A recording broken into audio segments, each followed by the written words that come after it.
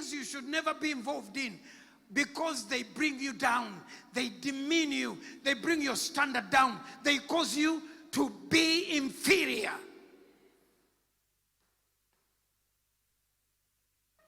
Do you want to be well?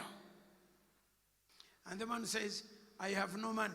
Jesus knows you have nobody to help you. If you had them, they wouldn't have kept you here for 38 years.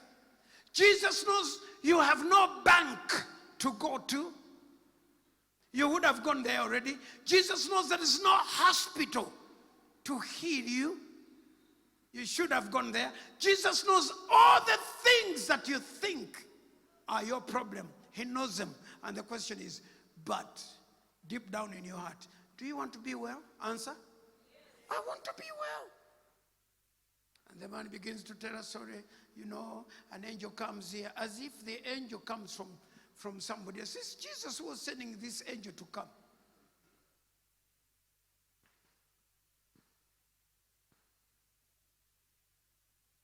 There's a program that is called Who Wants to Be a Millionaire? Have you ever seen it? No.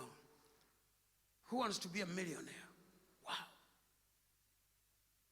Come and sit down and answer a few questions and get to be a millionaire.